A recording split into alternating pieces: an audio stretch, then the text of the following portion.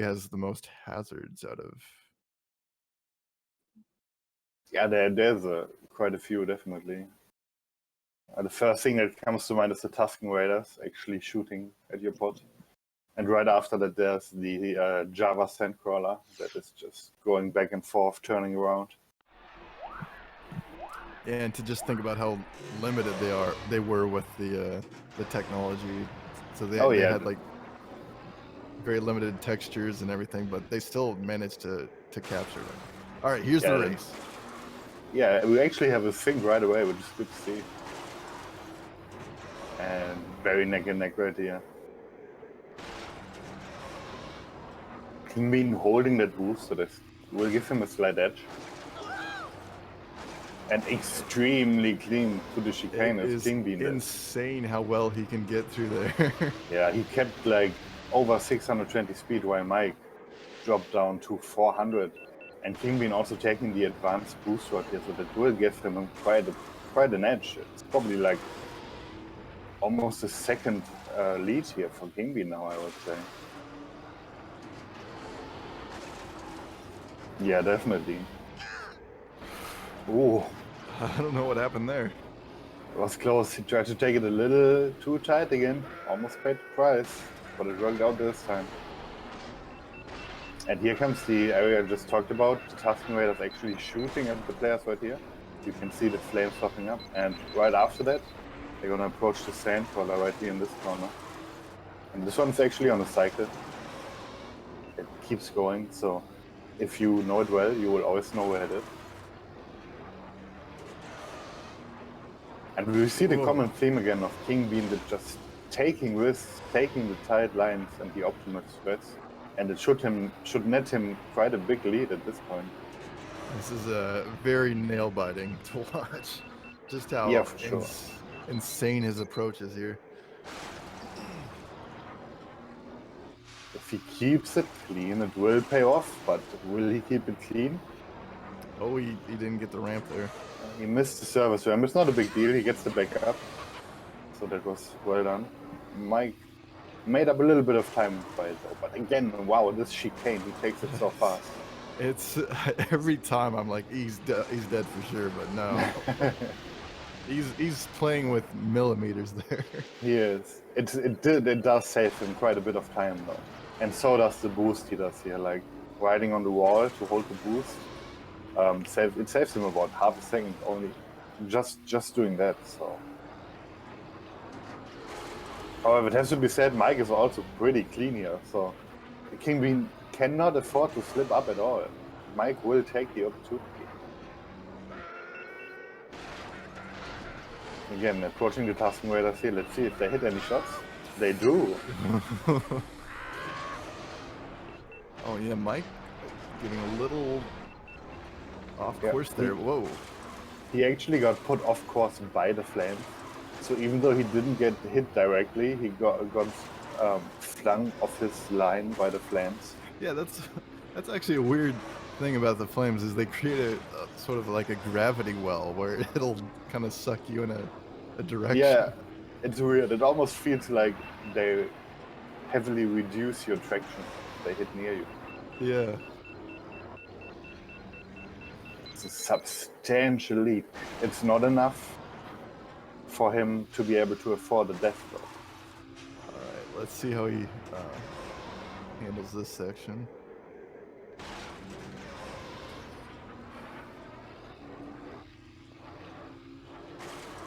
Wow, again, taking this with more than 620. It's amazing. It's great to see.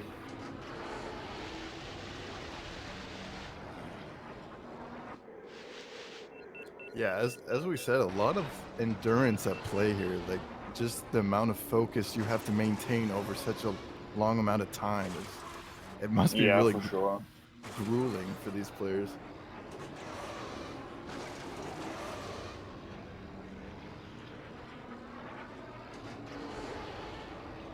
Yeah, it's like he's gonna bring it home, but I don't want to call it too early. He still has to clear the Tusken Raider section here. Clear the Sandcrawler one more time.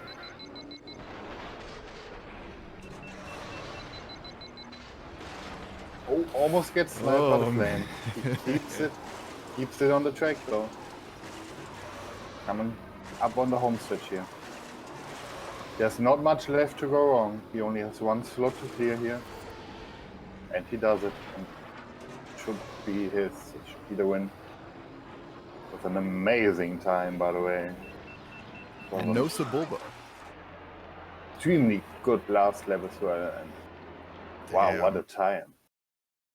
It's the first ever sub 5 we see in tournament. Insane.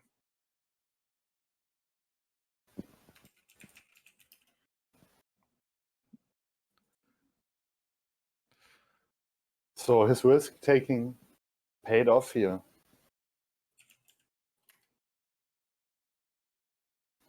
And he's tying it up 2 for 2. And now it's Mike's turn to pick again. We see no pot ban once again from Mikey. And Kingbean dip temporarily banning the Boon to training course.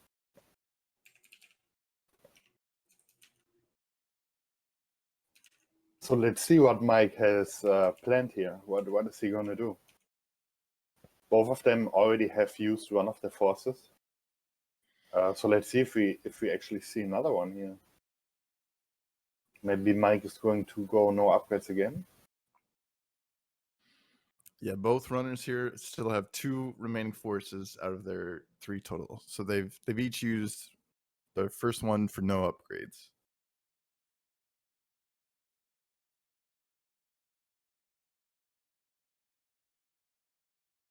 Oh yes, I almost saw this coming. I didn't want to say it out loud, but yeah, Mike is going to grab Van Gateway, no upgrades.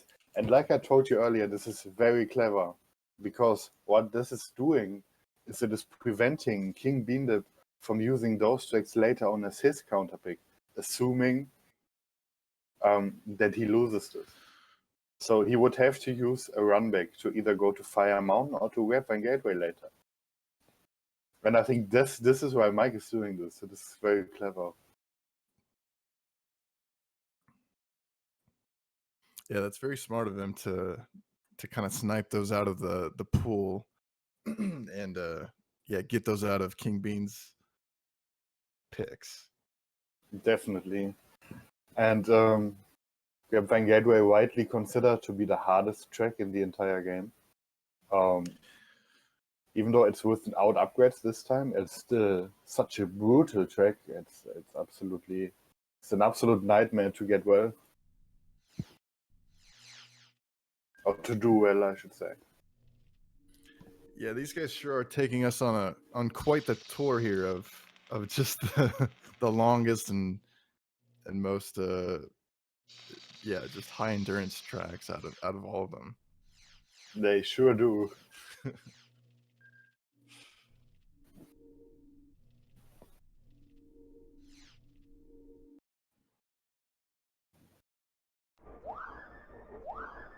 And this time Kingbean did opting to go Baldur's Roar. It seems like he learned from the last time he picked this, because the last time he picked this he went Sebulba. And it was probably a mistake. So this time he's on Baldur's Roar, which is the fastest pot here. However, we saw Fire Mountain earlier and they said it is extremely hard to use Baldur's Roar on Fire Mountain without upgrade. This is even harder than that, doing it on Grab Van Gateway.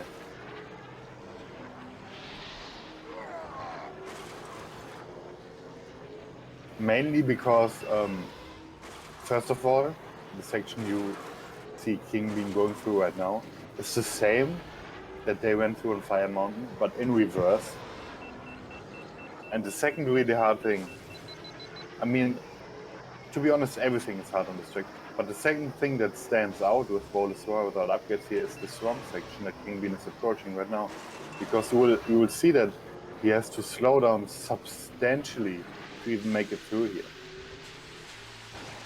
It's taking the short route. This looks really good though. This was a really solid swamp from Kingbean. But you saw how much he had to slow down to actually make this.